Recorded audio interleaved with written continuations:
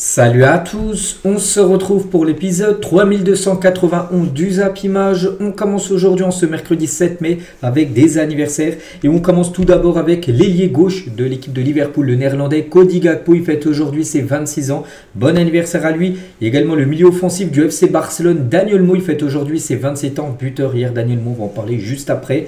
Yuri Tielemans, milieu de terrain de l'équipe d'Aston Villa, il fête aujourd'hui ses 28 ans. Ou Seko Fofana, milieu central de l'équipe du Stade Rennais, il fête aujourd'hui ses 30 ans, bon anniversaire à tous ces joueurs. On continue, on va parler maintenant de ce qui s'est passé hier soir. Hier soir, je pense que vous avez tous regardé ce match.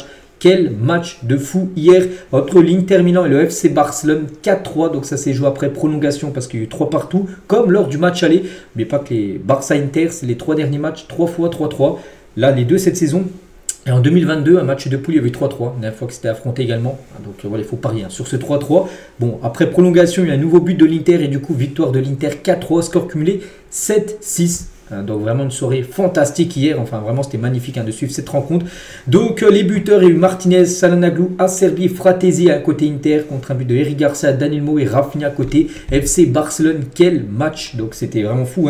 Donc 22 tirs, 10 tirs cadrés pour le FC Barcelone, 3 buts marqués, énorme match de la part de Yann Sommer, le gardien suisse de l'équipe de l'Inter qui a été exceptionnel. Et côté Inter, ça a été ultra efficace, donc 13 tirs, 7 tirs cadrés, 4 buts marqués. Donc au match aller, il y avait eu 3 tirs cadrés, 3 buts. En gros, l'Inter sur les deux matchs, ils ont fait 10 tirs cadrés. Ils ont mis 7 buts. Il y a eu seulement 3 arrêts du gardien Szczęsny. À chaque fois qu'ils rentraient dans la surface, ils ont fait à chaque fois très mal à cette équipe du FC Barcelone. Donc hier, un match fou. Il y avait 2-0 à la 53e minute de jeu pour l'Inter. Vous disiez, voilà, l'Inter... Voilà, donc hier à domicile ça va le faire, pas de souci pour eux, mais non, le Barça en l'espace de 30 minutes, ils ont fait une remontada comme ils ont fait souvent cette saison, donc 2-1, 2-2 comme au match aller. Cette fois-ci, ils ont pris l'avantage à 3-2. Ensuite, l'Inter, à la 87e, ils ont marqué le but 3-2. C'était la première fois qu'ils menaient dans la double confrontation à la 87e. On s'est dit, le Barça, ils vont peut-être mener seulement 5 minutes dans la double confrontation et se qualifier. Mais non, Acerbi a égalisé à la 93e minute de jeu, du coup prolongation. Et Fratesi à la 98e minute de jeu, il marque un nouveau but. Vraiment, ça a été un scénario totalement fou hier. Donc voici tout d'abord au match aller. À chaque fois, c'est l'Inter qui menait dès 30 secondes de jeu. Ils avaient déjà mené lors du match aller. À chaque fois, c'est le Barça qui a couru après le score. À part là, où le Barça menait, on va dire que quelques minutes, 5 minutes. Mais à la fin du compte, c'est bien l'Inter qui se qualifie. Donc 7-6, vraiment un match totalement fou. Et intergalactique, tout simplement, cette équipe de l'Inter Milan. Et on commence, on a déjà un peu parlé bien sûr de ce match, mais on commence maintenant focus 100% sur l'Inter. Après, on parlera du Barça. Donc officiel, l'Inter Milan est en finale de la Ligue des Champions saison 2024-2025. Rendez-vous le 31 mai prochain à Munich. Tiens, vous avez déjà joué il y a quelques semaines au Bayern Munich. Vous avez éliminé le Bayern, mais cette fois-ci, ça serait une finale pour eux. Donc pour les Nerazzurri, pour tenter de décrocher une 4e étoile, ils ont 3 Ligues des Champions remportées. Ils visent bien sûr la 4e là dans quelques semaines. Cette équipe de l'Inter qui avait déjà été en finale il y a 2 ans. Ils avaient perdu 1-0 en 2023 contre Manchester City. C'est une équipe redoutable. C'est vrai que l'Inter, de toute façon, c'est une équipe que personne ne va affronter. Voilà, regardez, ils ont été quand même dominés, je pense, les 2 rencontres. Enfin, par période, c'est eux qui ont mis un gros pressing. Mais à la fin du compte, ils ont éliminé le Bayern, ils ont éliminé le Barça. Voilà, donc c'est une équipe vraiment que personne ne veut affronter tellement qu'ils sont redoutables. Cette équipe de l'Inter Milan. Et on va parler tout d'abord du coach. Parce qu'on va peut-être pas, on va parler des joueurs après. Mais voilà, il faut oublier que Simone Inzaghi, le taf énorme qu'il est en train de réaliser avec l'Inter, a amené 2 fois son équipe de l'Inter en finale de Ligue des Champions sur 3 saisons. C'est incroyable. On continue, on va parler maintenant de lui. Yann Sommer, quel match de la part du gardien suisse. Yann Sommer est élu homme du match. C'est totalement logique, 14 arrêts sur la double confrontation, 7 arrêts au match aller, 7 arrêts au match retour, c'est des tirs cadrés. À chaque fois, il a tout arrêté. Enfin, il a pris quelques buts, il ne peut pas non plus tout arrêter, mais il a fait des arrêts de fou, les gars, hier. Donc, amplement mérité. Donc là, regardez, des frappes, ça part en pleine lucarne. Là, je crois que c'est une frappe de Lamine Yamal. Il va la chercher, voilà, pour éviter, bien sûr, qu'elle ait une lucarne. Mais le pire, je crois, c'est bien celle-là. Je ne sais plus, là, il y avait 2. Enfin, je ne sais plus avec combien on score, mais là, Eric Garcia tout seul. Donc là, il n'a pas marqué parce que Yann Sommer a réussi à arrêter le ballon. Bon, après, Eric Garcia, c'est vrai, la tire mal. Elle la met en plein milieu. Mais la plupart, enfin, 9-4 figures sur 10, il y a but. Et Yann Sommer a réussi à arrêter ce but-là, parce que là, il y aurait eu but pour le Barça. Voilà, ça aurait pu être plié, bien sûr, bien avant pour les Blaugrana.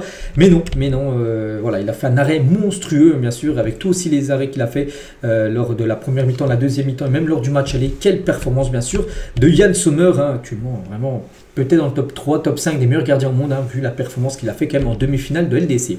On va parler aussi de ce joueur, le néerlandais Denzel Dumfries, exceptionnel au match aller, il avait reçu le prix d'homme du match, il a même pu le recevoir encore hier, hein, tellement qu'il était bon. Donc au match aller, 2 buts, 1 passe D, et hier, doublé de passes D, donc c'est simple, hein, sur les 2 matchs contre le Barça. Il a marqué 2 buts et délivré 3 passes D décisifs, 5 fois sur les 7 buts de l'Inter Milan. C'est exceptionnel bien sûr. Denzel Dumfries, hein, donc voilà, match aller, match retour, à chaque fois des grosses performances, une note de 9.3 au match aller, une note de 8.9 au match retour. Quelle performance, hein, du latéral droit néerlandais. On peut parler aussi de ce joueur Acerbi, c'est pas le plus connu, hein, voilà, du côté de l'Inter Milan. Il a peut-être 37 ans, mais c'est lui hier qui sauve l'Inter à la 93e. Il y avait 3-2 pour le Barça. Le Barça n'avait plus qu'une minute à tenir et la finale était là. Il a marqué un but et surtout il n'avait jamais marqué de sa vie en Ligue des Champions. À 37 ans, il a joué beaucoup, hein, des matchs en LDC. Il fallait que ça intervienne ce soir. Déjà, qu'est-ce qu'il faisait dans la surface de réparation? On ne sait pas. Hein, il a été poussé, voilà, par peut-être une énergie qu'il fallait qu'il monte. Il était là. Il a pris les devants par rapport à Rojo qui le marquait. Et il a marqué juste après. Voilà, quel jeu. Enfin, oui, c'est déjà un énorme défenseur. Et il permet quasiment, grâce à son but, hein, d'envoyer bien sûr l'Inter Milan en finale. Donc voilà, sur cette action, incroyable bien sûr, un Serbie. Qu'est-ce qu'il faisait dans la surface de réparation? On ne sait pas. Regardez, il restait à peine 2 minutes, hein, pour le Barça pour revenir. Enfin, pas pour revenir, mais pour tenir ce score et aller en finale. Et non, parce que l'Inter a égalisé en toute fin de rencontre. Hein. Et Inigo Martinez, parce que les deux sont accrochés. Hein. Lors du 2-0, Inigo et Acerbi, voilà, ils étaient en train de s'insulter tout ça.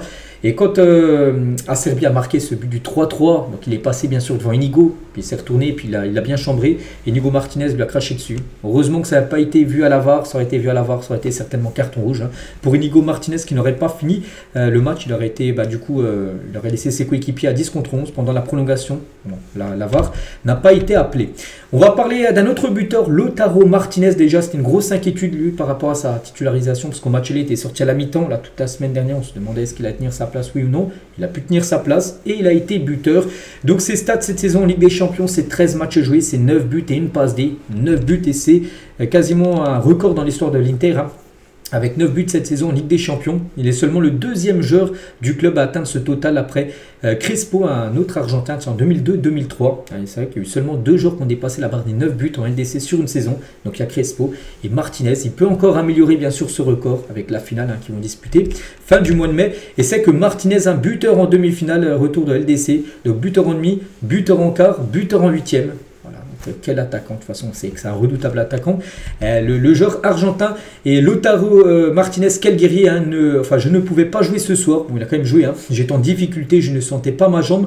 J'ai passé 2 jours à pleurer chez moi. J'ai mis une bande très serrée. Je suis allé sur le terrain. Parce que des fois, par exemple, si tu as une blessure, je ne sais pas, musculaire derrière la cuisse, vraiment, si tu as vraiment envie de jouer, bon, tu as quand même mal, tu peux mettre un bandage et le serrer très fort, ça compresse le point où tu as mal et il y a peut-être moyen de jouer. Enfin, des fois tu peux pas. Donc lui, c'est ce qu'il a fait. Il a vraiment mis un bandage très fort, peut-être le sang ne passait même plus, hein, tellement qu'il a mis fort ce bandage pour éviter de sentir la douleur. Et il a joué. Bon, il n'a pas fini le match, hein. Il est sorti très tôt dans la rencontre, mais il a mis son but. Voilà, Lautaro Martinez. Hein. Donc j'ai promis à ma famille de jouer. Je suis fait comme ça. J'ai vu le football comme ça. Voilà, quel footballeur, bien sûr. Lautaro, et en plus, il obtient également un penalty. Et on va revenir, hein, sur cette situation. Il y en a qui disent péno, il y en a qui disent pas péno.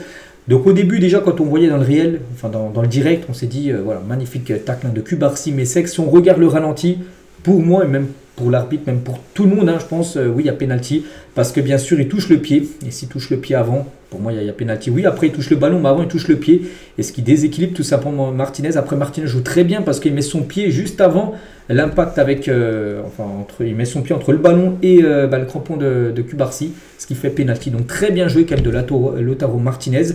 Donc, pour Arsène Wenger, pour lui, il n'aurait pas dû avoir pénalty. Il a dit, je suis contre ce genre de pénalty et je suis fortement contre l'image arrêtée VAR dans ce genre de situation. Martinez cherche le pénalty avec sa jambe. C'est vrai, mais voilà, c'est l'action. Il a été touché. On sait que voilà, maintenant, dans la surface, si tu touches, si tu fais rien qu'un petit contact, c'est souvent pénalty. Il y a contact, hein. Pour moi il y a pénalty tout simplement. Donc l'arbitre a pris la très bonne décision. Et les clubs ayant concédé le plus de pénalty en Ligue des Champions, le Barça avec ce nouveau pénalty, ils en ont pris quand même beaucoup, hein. Donc 34 pénalty concédés en LDC, bon pas que sur cette saison, hein, depuis pas mal d'années, depuis je sais pas, la nouvelle version de la LDC depuis 92, mais voilà, 34 pénalty. Il y a seulement le Real Madrid qui a concédé le plus de pénalty. Bon après le Real c'est logique parce que c'est une équipe qui joue beaucoup de matchs, ils vont souvent en finale tout ça, donc vu qu'ils jouent plus de matchs, ils ont plus de chances de concéder des pénaux. On va parler du coup toujours du penalty, et Çalhanoğlu, c'est lui qui a marqué, c'était le penalty, le but du 2-0, les buteurs décisifs en LDC. Le milieu turc inscrit un penalty crucial et affiche désormais en Ligue des Champions cette saison pas mal, hein, 4 buts et 2 passes D. Il monte la route vers la finale. Oui, après ça a été un peu compliqué, hein, pour Çalhanoğlu. Un coup, il a fait une faute de justesse, hein, pour éviter un penalty. Vous savez que sur Lamine Yamal, où ça s'est joué sur un coup franc, mais ça aurait pu être penalty, c'est joué à une question de millimètre en gros. Donc, mais bon, il a mis son penalty, il a été décisif, bien sûr, le joueur turc. On va parler de Fratesi, le 4e et dernier buteur du match, le but du 4-3. Donc lui, vraiment, il est poussé aussi par une envie de faire des choses folles. Et il a dit, hein, j'ai tellement crié après le but que je voyais tout noir. En gros, sa tête a tourné, tellement qu'il était fou de joie. Après son but, il a même monté des grillages, hein, pour célébrer bien sûr avec les supporters de l'Inter. Côté Inter, hein, j'ai dit redoutable, hein, donc 9 tirs cadrés, 7 buts. En tout, il y a eu 10 tirs cadrés, parce qu'après le but de Fratesi, ils ont fait un nouveau tir cadré, mais en tout, 10 tirs cadrés, 7 buts pour l'Inter. Donc ultra efficace quand même, hein, cette équipe de l'Inter. Comme j'ai dit, à chaque fois qu'elle allait dans la surface de réparation du FC Barcelone, ça faisait mal, hein. Soit il y avait une énorme occasion, ou soit il y avait un but tout simplement. Donc Szczęsny, les gars, il a pratiquement pas grand chose à faire. À chaque fois qu'il y a quelque chose à faire, c'est des ballons à aller chercher au fond des buts. On peut parler aussi de Marcus Thuram. Il avait marqué, on se souvient, au match aller. Il n'a pas marqué hier, mais quel match de Marcus Thuram! Voilà, s'il joue comme ça, moi, il n'y a pas de souci. Il peut être le numéro 9 titulaire en équipe de France. Le problème, c'est qu'on ne le voit pas comme ça en équipe de France, hein. Il ne fait pas ce qu'il a pu faire hier, même sur la double confrontation. Mais hier, vraiment, c'était compliqué, hein. Le Barça avait beaucoup la possession de balle et beaucoup de ballons. Il a grappillé aussi en pivot, où il fallait de temps en temps faire souffler pour les défenseurs, où ils étaient acculés en défense. Et ben, des longs ballons qu'il a réussi à conserver en attaque, tout ça. Voilà, donc quel match, hein, bien sûr, de la part de Marcus Thuram. Et l'Inter, quand même imperturbable, hein, en demi à Meazza, donc Giuseppe Meazza, leur stade. Donc les Nerazzurri n'ont jamais perdu à domicile en demi-finale de Ligue des Champions. Donc 7 victoires, 5 matchs nuls. Voilà, jamais ils ont perdu en demi-finale, hein. Je vous parle de LDC à domicile. Et stat effrayante, hein, l'Inter n'a aussi plus perdu depuis 972 jours à domicile en Ligue des Champions. Donc là, que ça soit, peu importe le tour, hein, sur phase de poule, 8e ou peu importe. Donc la dernière défaite, c'était le 7 septembre 2022 face au Bayern Munich de Julian Nagelsmann, leur dernière défaite à domicile, hein, pour cette équipe de l'Inter. Et du jamais vu comme en Ligue des Champions à ce match, parce que avec le match aller et le match retour, 3-3 au bout des 90 minutes de jeu. Les deux équipes ont inscrit 3 buts à l'aller comme au retour lors d'une demi-finale de Ligue des Champions. Une grande première dans l'histoire de la Ligue des Champions, c'était jamais arrivé. Voilà, 3 buts, enfin 3-3 au match aller, 3-3 au match retour, c'est du jamais vu. Voilà, chose faite hier avec ce match totalement fou. Et c'est que des supporters de l'Inter ont déjà quitté le stade. Souvenez-vous, hein, quand Rafinha a marqué le but du 3-2 à la 88e minute de jeu. Voilà, on mettait pas cher, hein, sur la peau de l'Inter. Il restait 5 minutes. En plus, l'Inter, ils étaient totalement acculés en défense, hein. On ne voyait pas comment ils allaient pu revenir. Donc, il y a plein de supporters qui sont partis. Et dès qu'ils ont entendu l'égalisation, voilà, de Acerbi à la du coup prolongation, bah, ils ont voulu rentrer dans le stade, hein, c'était fini, hein. Voilà, tu es sorti, voilà, maintenant tu ne peux plus rentrer dans le stade. Ils ont essayé de négocier. Ils ne sont pas rentrés, bien sûr, hein, pour les suivre. En plus, cette prolongation, en plus, ils ont marqué. Dommage, ils ont loupé 30 minutes du match. Et en plus, une qualification au bout. Donc, voilà tout ce qu'il y a à dire sur l'Inter Milan. On va passer maintenant côté FC Barcelone, que c'est cruel quand même pour le Barça, parce que le Barça, je trouve, a été quand même très très fort. Dommage, j'avais un grand gardien en face, hein, Yann Sommer qui a tout arrêté. Un peu fébrile comme la défense du FC Barcelone. Il y a des joueurs quand même qui sont quand même très limités, mais sinon c'est une équipe quand même qui possède en plus certains joyaux, hein. Je pense à Lamine Yamal qui a réalisé un match exceptionnel hier. Ils auraient gagné, il aurait été élu homme du match. Il était monstrueux, Lamine Yamal. Donc officiel, donc tout d'abord, ce qu'on retient, nous, c'est que le Barça est éliminé par l'Inter de Milan. Donc pas de quadruplé, hein, pour les hommes d'Hansi Flick. Donc surtout le triplé, hein, qui visait. Donc ça ne sera pas possible. Ils ont gagné la Coupe du Roi, ça c'est déjà acquis. La Liga, donc maintenant ils vont se focus 100% sur la Liga avec un match hyper important dimanche contre le Real. Donc la Liga, tout dépend du match contre le Real. Mais s'ils gagnent, ça ferait 7 points d'avance. On peut penser que la Liga sera acquise. Mais la Ligue des Champions, ça ne sera pas pour cette année. 10 ans après, parce qu'il a gagné en 2015 la dernière fois. Il n'y aura pas de LDC cette année, au moins pour le Barça. Mais s'ils continuent à jouer comme ils l'ont fait hier, voilà, je pense qu'ils seront encore, ils vont faire encore une très belle campagne la saison prochaine, parce que c'est quand même très très fort le FC Barcelone. Donc bien sûr beaucoup de tristesse, hein, Hansi Flick avec également Rafinha. Donc les larmes de Rafinha. Il a été buteur Rafinha, ce qui sauve un peu son match. Il n'a pas fait un énorme match. Rafinha, il a marqué le but du 3-2, souvenez-vous, juste avant la fin du match. Bon, Serbie a égalisé juste après. Mais voilà, il a marqué avec ce but qui sauve son match, je trouve. Mais ça sera en finale. Il aurait été quasiment ballon d'or, on peut dire. Mais avec cette égalisation, avec cette défaite-élimination, pas sûr qu'il soit ballon d'or. C'est peu qu'un autre joueur comme Dembélé puisse remporter le ballon d'or, bien sûr. Si Dembélé venait à gagner la Ligue des Champions, encore très loin pour lui. Mais voilà, on ne sait pas si Rafinha, bien sûr, aura le ballon d'or, malgré les stats quand même monstrueuses qu'il a. Donc cette saison, Rafinha, en Ligue des Champions, c'est historique. C'est 14 matchs joués, c'est 13 buts, but hier, et 9 passes D. Et sa saison, toute compétition confondue avec Barcelone, ça rajoute la Liga, la Coupe du Roi, peu importe la compète, c'est 53 matchs, 32 buts et 23 passes D. Les stats sont monstrueuses, décisifs, 53 fois en 55 fois décisif en 53 matchs. Et là, décisif, combien de 22 fois en 14 matchs, but et passe D. Et c'est simple, il rentre dans l'histoire de la Ligue des Champions. Rafinha, le Brésilien, égale Cristiano Ronaldo et devient le joueur le plus décisif sur une campagne de Ligue des Champions. C'est fini maintenant, parce qu'il n'y aura plus de matchs. Vu que le Barça est éliminé, mais il revient sur CR7 aussi qui avait été décisif 22 fois, je ne sais plus c'était quelle année exactement, mais je crois que c'est l'année où il avait marqué 17 buts Ronaldo, et il avait délivré du coup 5 passes D, donc il est à 22 comme Rafinha cette saison. Bon, lui c'est 13 buts et 9 passes D pour Rafinha, mais il n'y aura pas d'autres buts, il ne dépassera pas CR7 illégal, seulement Cristiano Ronaldo. Bon, c'est déjà pas mal pour Rafinha. On va parler cette fois-ci de Lamine Yamal, et quel match de la part de Lamine Yamal, quel joueur les gars. Voilà, je ne sais pas s'il peut remporter le Ballon d'Or cette année, mais c'est un joueur qui le remportera, c'est quasiment sûr, vu le niveau qu'il montre. Le rêve déjà est fini pour Lamine Yamal, mais quelle performance bien sûr de la part du jeune Espagnol. Donc Lamine Yamal a réussi 14 dribbles, c'est énorme. On parle d'une demi-finale de Ligue des Champions contre l'Inter à Milan. Il a réussi 14 dribbles sur 20 tentés. Voilà, il en a perdu 6, mais il a réussi quand même 14. À chaque fois qu'il avait le ballon, il se passait quelque chose. Et c'est vrai qu'on a l'impression que les joueurs forçaient beaucoup, ils donnaient le ballon pour que... voilà, ils misaient tout, en gros, j'ai l'impression, l'équipe du Barça sur Lamine Yamal. Voilà, pour qu'il fasse la différence. Il a touché, je crois, le poteau. Il y a eu des arrêts magnifiques de Yann Sommer. Au match aller, il avait touché 2 fois la barre transversale. Sur les doubles confrontations, il aurait pu marquer 4-5 buts. Lamine Yamal avec un peu plus de chance. Et un Yann Sommer moins bon.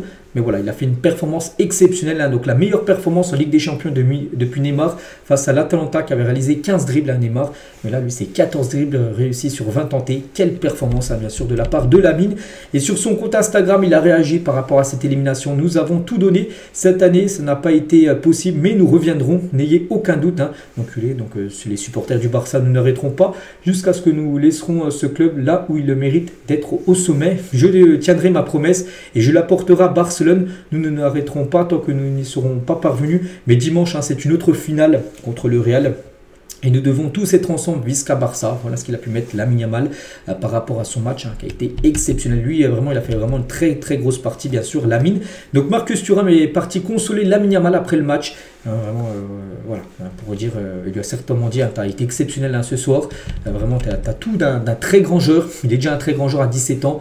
Mais vraiment un joueur qui va marquer, bien sûr, l'histoire du football. Et Bastoni qui a récupéré le maillot de Lamine Yamal à la fin du match. Ils se sont changés les maillots, les deux, parce qu'on peut avoir Bastoni avec le maillot de Lamine. Donc son temps viendra en Ligue des Champions. Il n'y a pas de souci. Donc il gagnera certainement, vu ce qu'il montre. Enfin, j'espère pour lui qu'il gagnera des Ligues des Champions. Une, voire plusieurs. Mais voilà, ce ne sera pas pour cette année. Mais son temps viendra, bien sûr, à Lamine Yamal. On va parler cette fois-ci d'Hansi Flick. Donc là maintenant on va parler un peu de l'arbitrage parce que du côté du Barça, on crie un peu au scandale. Tout d'abord Hansi Flick, c'est lui qui a dit certaines décisions arbitrales ont été injustes. Je lui ai dit ce que je pensais, je ne le dis pas ici. À Marcignac, l'arbitre polonais, il est parti à la fin du match, Hansi Flick lui dire quelques situations en gros qui n'étaient pas d'accord avec lui. À Rojo, il a dit donc il y a une faute sur Martin, 3 partout. Donc l'arbitre a influencé le résultat, mais pas d'exclus, cette génération reviendra. Voilà, donc pour Hansi Flick, à Rojo, même pour Pedri, sur Marcignac aussi. Donc l'arbitre, il a dit l'UEFA devrait se pencher sur le cas de cet arbitre. Ce n'est pas la première fois avec lui, il y a beaucoup de choses que je ne comprends pas. Donc voilà, certains joueurs, même l'entraîneur du Barça, on sont plutôt déçus de l'arbitrage de Marcignac hier. L'arbitre polonais, bon après côté Barça, mais aussi côté Inter aussi peuvent être déçus. Par exemple, là il y avait 4-3, regardez, c'est la fin de la première mi-temps de la prolongation, où je sais pas c'est qui, c'est Barilla qui regardez, Barilla est là, et il siffle mi-temps alors qu'il n'y avait pas du tout hors-jeu. Il n'y avait pas du tout hors-jeu, et voilà, donc ça aurait pu faire un face-à-face, on aurait pu peut-être faire le 5-3 pour l'Inter, et là la qualif aurait été pliée bien avant bien sûr la fin du match. Eric Garcia, qu'est-ce qu'il a pensé? Le football a été cruel avec nous. Pour moi, on est la meilleure équipe. Voilà, des deux confrontations peut-être. À la fin du compte, hein, on retient ceux qui passent ou ceux qui vont en finale ou ceux qui gagnent. Et hier, c'est plutôt l'Inter, bien sûr, qui est parti en finale. Araujo, donc on était proche de l'objectif, mais il nous a échappé. Ces matchs se jouent sur des détails. Hein. Je ne pense pas que ça nous affectera pour, par exemple, le prochain match qui sera le Real Madrid, bien sûr. Et il a dit, hein, je suis fort dans les duels, j'aurais dû être meilleur sur le troisième but. Le troisième but, en gros, c'est... sur le but de la Serbie, Araujo, c'est lui qui est au duel, hein. Il ne va pas passer devant. C'est que les deux dernières campagnes de LDC d'Araujo se terminent ainsi. Saison dernière, c'est lui qui fait le carton rouge hein, sur Bradley Barcola qui pénalise totalement le Barça. Souvenez-vous, après ça avait été rouge. Et le PSG avait fait une remontada hein, face au FC Barcelone. Et là, cette année, hein, donc il rentre en cours de jeu. Sur Acerbi, il doit passer devant. Voilà. Acerbi est défenseur comme lui. Mais là, il passe devant, il enlève le ballon, il le met en touche, peu importe. Donc, ça reste à 3-2 et le Barça est en finale, hein, bien sûr. Et c'est vrai que même sur le but aussi de Fratesi, le but du 4-3, Marcus Thuram hein, qui fait un taf énorme hein, sur le côté, puis il fait la passe à Fratesi. C'est lui, il arrive à se retourner, hein, Marcus Thuram, et c'est Araujo qui est au marquage. Donc voilà, Araujo, les gars, il se fait énormément critiquer par les supporters du Barça. Moi, je ne cache pas, je pense qu'il partira l'été prochain. Je ne le vois pas rester une saison de plus, vu les deux dernières campagnes de LDC où il a été fautif, hein, comme sur des buts pris très importants. On va parler de Gérard Martin, 2 passes D, comme pour Gérard Martin. Il y en a qui pensaient voilà, qu'il allait flopper. Ben, il a fait quand même une belle partie, hein, malgré que de temps en temps, voilà, des fois, il est un peu... fébrile on peut dire, mais il délivre quand même 2 passes d'hier lors de cette rencontre. Ce match a choqué quand même beaucoup de monde, hein. Donc il était exceptionnel. Haaland les gars, pète son crâne devant le match Inter-Barça. Regardez sur son compte Snapchat, donc il a mis bien sûr un 3-3, la 6-6. Bon après il y a eu un autre but encore hein, bien sûr pour l'Inter, mais il était bien sûr devant le match. Ou même Ibrahima Konaté, le défenseur français de Liverpool. Regardez, lui aussi a publié une photo du match hein, qui était totalement fou hein, hier. C'est vrai que c'était l'un des plus beaux matchs hein, qu'on a pu voir ces dernières années en Champions League. Donc voilà tout ce qu'il y a à dire les gars sur cette rencontre. N'oubliez pas qu'au Barça, tiens, un jour pour jour, et ceci, c'était un triste jour, les gars, c'était il y a 6 ans jour pour jour, Liverpool, battu 3-0 à l'aller, réalisait le remontada, c'était il y a 6 ans jour pour jour, c'était un 7 mai 2019, hein. La dernière fois que le Barça était aussi en demi-finale, ils avaient été éliminés, ils avaient gagné 3-0 match aller comme le Barça, score cumulé 4-3 pour Liverpool qui avait gagné 4-0 match aller, c'était il y a 6 ans jour pour jour la remontada de Liverpool qui avait gagné ensuite la finale, hein. Ça avait été contre Tottenham en finale. Du coup, ben voilà, ce tableau, les gars, ben, il est pratiquement rempli. Donc on connaît déjà une équipe finaliste, l'Inter Milan, et maintenant on attend la deuxième équipe finaliste. Hein. Donc c'est simple, hein. Ça sera soit le PSG, soit Arsenal. Et on bascule maintenant sur cette deuxième demi-finale. Donc c'est ce soir. Voilà, c'est à 21h. Donc le PSG a un petit avantage, mais ça ne veut rien dire, hein, bien sûr. On a pu voir hier, ça peut être totalement fou ce soir. Il peut se passer des dingueries totales, surtout en Ligue des Champions. Donc pour l'instant, le PSG, comme j'ai dit, a un petit avantage. Mais ce soir, Arsenal, les gars, ça sera très très compliqué pour Arsenal et pour le PSG, bien évidemment. Et la une du journal équipe aujourd'hui, donc destination finale. Donc vainqueur à l'aller, le PSG est en ballottage favorable hein, pour écarter Arsenal et disputer contre l'Inter Milan la deuxième finale de Ligue des Champions de son histoire. Dembélé devrait être titulaire sur la pelouse du Parc des Princes. Donc voilà, on va parler de tout ce qu'il y a à dire. On commence tout d'abord avec Luis Enrique en conférence de presse hier. Trouve que le PSG est fort dans tous les compartiments. Il a dit, je ne pense pas qu'il y ait une ligne plus forte que l'autre dans cette équipe, que ce soit la défense, le milieu, l'attaque ou le gardien. Tout le monde au même niveau, tout le monde est bon. Bon, il n'y a pas une ligne vraiment, peut-être pas l'attaque est beaucoup plus forte que la défense, non, hein, tout le monde est très bon. Hein. Il dit que c'est une équipe hein, très compétitive hein, sur chaque ligne. Hein. Enrique sur Ousmane Dembélé, donc il s'entraîne avec nous depuis 2 jours, lundi et mardi s'entraîner. Normalement aujourd'hui il sera à ma disposition, oui. Hein. Donc Enrique prendra sa décision définitive ce mercredi, là dans le matin, dans la matinée. Il va décider si Dembélé sera titulaire ou pas ce soir. On pense que s'il s'entraînait normalement lors des 2 derniers entraînements hier et avant-hier, il devrait tenir sa place en tant que titulaire ce soir. Ousmane, hein. Et c'est que pour Dembélé les gars, c'est peut-être un match peut-être le match le plus important de sa carrière bien sûr. Donc Dembélé, donc le Barça éliminé la Ligue des Champions, donc Dembélé se dresse à l'instant T comme le grand favori du Ballon d'Or. Si ce soir, bien sûr, il fait un gros match, il a marqué au match aller, si ce soir, il marque, je sais pas, peu importe, il marque et le PSG se qualifie, voilà, même si tu perds par exemple la finale, si tu es buteur à la demi-finale aller et buteur demi-finale retour, tu peux bien sûr aller chercher le Ballon d'Or. Donc là, peut-être ce soir, le Ballon d'Or se joue pour Ousmane Dembélé. Il le sait ça, bien sûr. Il le sait que ce soir, c'est réalisé un gros match avec l'élimination du Barça et Rafinha et Lamine Yamal, qui étaient des prétendants au Ballon d'Or. Il peut peut-être remporter le Ballon d'Or ce soir, Dembélé, en faisant bien sûr une grosse performance hein, contre l'équipe de Arsenal. Enrique, on revient sur lui, donc sur la demi entre l'Inter et le Barça ce soir. Donc c'était hier après-midi qu'il a fait la conférence de presse. Donc le match Inter-Barça n'avait pas été encore joué. Il a dit ça y est, j'ai transpiré rien qu'en pensant à la demi-finale de ce soir. Je ne souhaite qu'une chose, que le PSG soit en finale. Mais j'ai un passé et mon attachement pour le Barça ne disparaîtra jamais. Bien sûr, il a coaché le Barça, il a été joueur au Barça.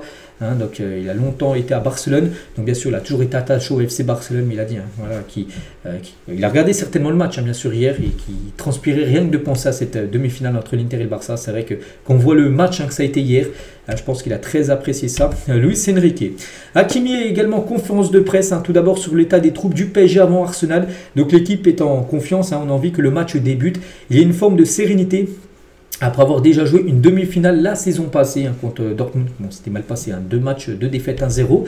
Donc demain ce soir on aura besoin du soutien des supporters plus que jamais. Il faut qu'Arsenal sente qu'on est au Parc des Princes. Voilà, il a envoyé un message aux supporters, il veut ce soir le feu. Enfin, voilà, il veut vraiment une ambiance de fou ce soir du côté du parc, bien sûr, pour cette rencontre. Et Hakimi sur la manière dont Luis Enrique influe sur le jeu du PSG et sur son jeu. Il a dit, le coach nous a passé le message, si on est mené ou si on mène, notre façon de jouer ne changera pas. De toute façon, le PSG ce soir, ils vont jouer pas, ils vont pas mettre le but. Le PSG ne sait pas jouer comme ça. Ils savent pas tenir un résultat Paris. Paris, en gros, doit jouer. Ils doivent essayer d'attaquer, de marquer. C'est ça le jeu du Paris Saint-Germain. Et c'est défendre un résultat. On a pu voir contre Aston Villa tout ça. Ils ont pris de la foudre. Ils ont pris 3 buts à l'espace d'une demi-heure. Non, c'est pas comme ça que le PSG passera. Il faut jouer tout simplement ce soir. Donc voilà, que Paris mène ou que Paris soit mené. Paris jouera de la même façon. Ce coach m'a permis aussi d'atteindre un niveau que je n'aurais jamais imaginé atteindre. Voilà, il dit en gros qu'il a énormément progressé sous Luis Enrique. Achraf Hakimi. Et Hakimi aussi sur le retour de Dembélé, il a dit, je crois qu'il a bien récupéré. J'ai pu parler avec lui. Il a très envie, comme nous tous. Donc demain, ce soir, l'entraîneur prendra la décision s'il jouera ou pas. On espère. Hakimi sur les coups de pied arrêtés. On sait qu'Arsenal est redoutable dans cet exercice. La clé de ce soir, c'est de ne leur donner aucune chance sur leurs points forts. Donc les coups de pied arrêtés, les corners, les coups francs, tout ça. Il faudra rester concentré, éviter toute faute stupide qui donnera tout simplement un coup franc à l'équipe d'Arsenal. Et sur Donnarumma, qu'on attend ce soir, bien sûr, Donnarumma sera très important. C'est l'un des meilleurs gardiens au monde. Des gens ont douté de lui, mais nous avons toujours confiance en lui. Il nous donne beaucoup de tranquillité ce soir. On veut un grand match de la part de Donnarumma. Il aura du taf, c'est sûr et certain. Contre l'équipe d'Arsenal. Et à noter que le PSG ce soir jouera avec son maillot de domicile. Ils auraient pu jouer avec leur maillot porte-bonheur. Vous savez, le maillot bleu, leur 4e maillot qu'ils ont souvent porté en LDC. Ils avaient porté au match aller, ils ont gagné 1-0. Donc ce soir, ça sera le maillot de domicile pour l'équipe du Paris Saint-Germain. Concernant les compositions de départ de côté PSG, voilà, la plus grosse équipe bien sûr qui peut mettre titulaire. Donc avec Donnarumma, Mendes, Pacho, Marquinhos, Hakimi, la défense type, le milieu de terrain type. À chaque fois, ces trois-là qui ont commencé lors des derniers matchs de LDC. Neves, Vitinha, Fabien Ruiz et devant Gvara, Dembélé, s'il peut tenir sa place, et Désiré Doué. Donc Barcola devrait commencer sur le banc. Et côté Gunners aussi, la grosse équipe. À noter que Thomas Partey avait été suspendu au match aller. Il peut jouer ce soir, bien sûr, Partey, le haut de garde, Declan Rice, Martinelli, Merino, Bukayo Saka. Donc voilà, je crois qu'il n'y a pas de changement, à part peut-être Trossard, qui avait commencé, je crois, titulaire au match aller. Merino commencera titulaire au poste de numéro 9. Voilà, donc Igor, Saliba, voilà, la grosse équipe aussi. Côté, bien sûr, Gunners. Et Mikel Arteta, avant le match d'Arsenal à Paris, il a dit on va jouer dans la plus belle ville du monde, face à un très bon adversaire. On a une chance de valider notre place en finale de Ligue des Champions. Parce que oui, le PSG, pour l'instant, c'est eux qui ont le plus de chances de passer avec la victoire 1-0 match aller. Mais Arsenal, les gars, peut totalement revenir, bien sûr, ce soir. Enfin, ce que j'espère pas du tout même. Mais voilà, bien sûr, 1-0 en Ligue des Champions, ça se remonte, bien sûr, très rapidement. Et concernant Kun Agüero, qui a souvent affronté le PSG à l'époque avec City, il a dit le PSG était un adversaire un peu bizarre à jouer. Donc Agüero se souvient de ses confrontations face à Paris. Quand on les jouait, on devait être très attentif parce que lorsque tout leur joueur de devant est à 100%, c'était vraiment compliqué. Le PSG était un adversaire difficile parce que tu ne savais pas ce qui pouvait arriver. C'est que le PSG a beaucoup de fois floppé en Ligue des Champions, bien plus de fois floppé que réussi, mais des fois le PSG arrive à faire des performances, à gêner les meilleures équipes du monde, bien sûr. Donc voilà, c'est une équipe imprévisible, bien sûr, cette équipe du Paris Saint-Germain, mais j'espère que ce soir, bien sûr, ça soit le bon PSG qui fasse une grosse, bien sûr, partie. Et ce soir, attention, Il peut y avoir des débordements, hein, parce que pas mal de supporters d'Arsenal, il y aura déjà 2000 policiers, mais il y aura aussi 2000 supporters d'Arsenal dans le stade du Parc des Princes. Et 500 supporters d'Arsenal seront dehors du parc, ils n'auront pas de billets, mais ils vont venir aux abords du parc. Hein, voilà. Donc ils seront dans les bars, tout ça, donc il pourra y avoir bien sûr des débordements pendant, avant, après le match, on ne sait pas, avec les supporters du Paris Saint-Germain. Donc voilà tout ce qu'il y avait à dire sur le match d'hier et le match de ce soir, niveau Ligue des Champions. On a pris une demi-heure. On parle quand même des demi-finales de la Ligue des Champions.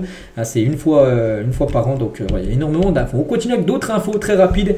On va parler tout d'abord de Cristiano Ronaldo et de son fils Cristiano Junior. Et le fils de CR7 convoqué avec la sélection U15 du Portugal. C'est la première fois qu'il est appelé avec les jeunes du Portugal. Donc les U15 du Portugal vont jouer un tournoi Markovic du 13 au 18 mai prochain, dans quelques jours, en Croatie. Et Cristiano Junior, donc le fils de CR7, a été appelé. Donc ils affronteront le Japon, la Grèce et l'Angleterre. Et Cristiano Ronaldo, bien sûr, très content. Fier de toi, mon fils. Voilà ce qu'il a pu mettre sur son réseau Instagram, Ronaldo.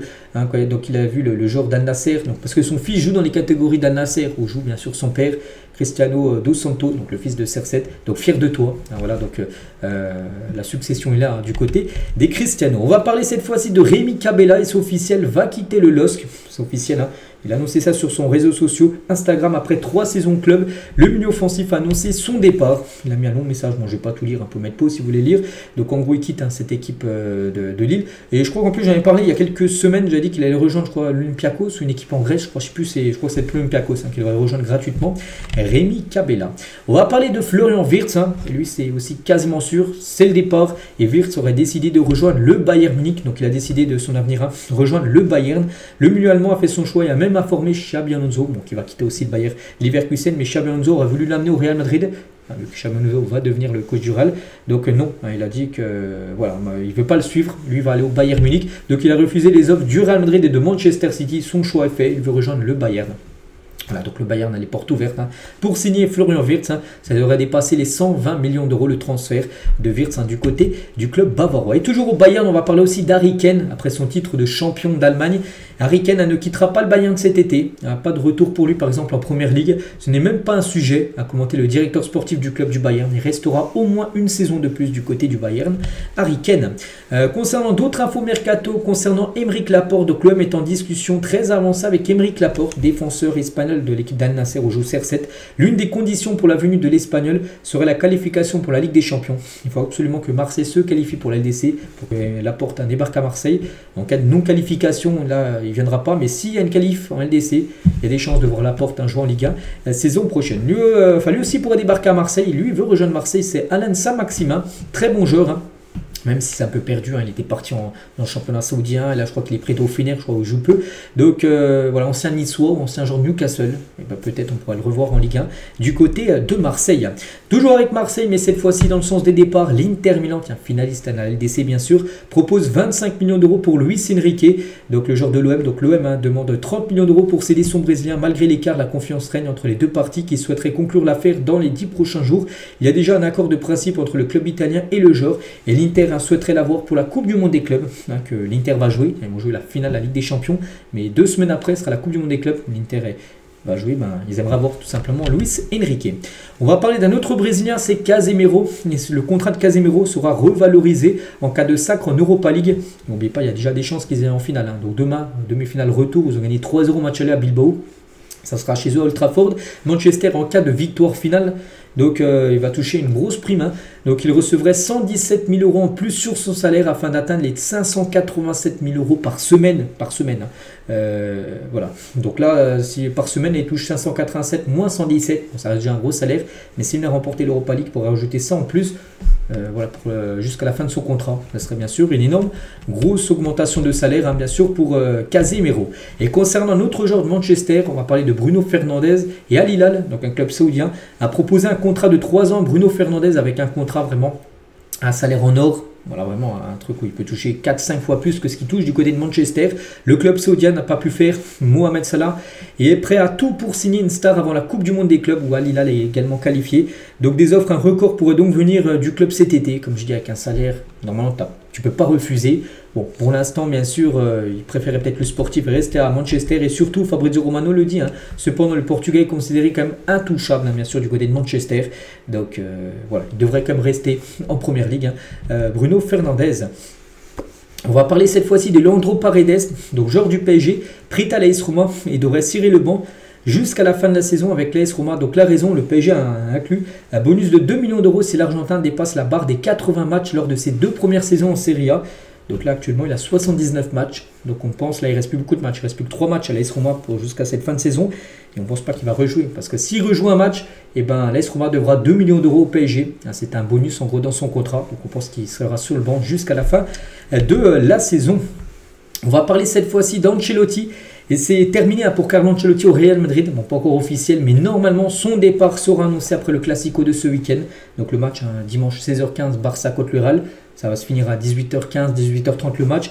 Et quelques heures après, peut-être 19h, 20h, j'en sais rien, peut-être le lundi, peut-être le lendemain, on ne sait pas. Ben voilà, c'est l'annonce officielle de son départ en fin de saison. Il ne va pas partir alors qu'il va rester 2 matchs après pour le Real. Il partira le 25 mai prochain après la dernière rencontre qui sera contre la Real Sociedad. Et on finit avec lui aujourd'hui. Donc voilà les gars, tout ce qu'il y avait à dire aujourd'hui. J'espère que ça vous a plu, ça qu'aujourd'hui. Vraiment un épisode très riche avec la LDC, tout ça. Donc nous on se retrouve dès demain les gars. Et on fera le débrief bien sûr de la deuxième demi-finale de Ligue des Champions ce soir entre Arsenal et le Paris Saint-Germain. Je vous souhaite une très bonne journée, bon match à vous ce soir et à demain.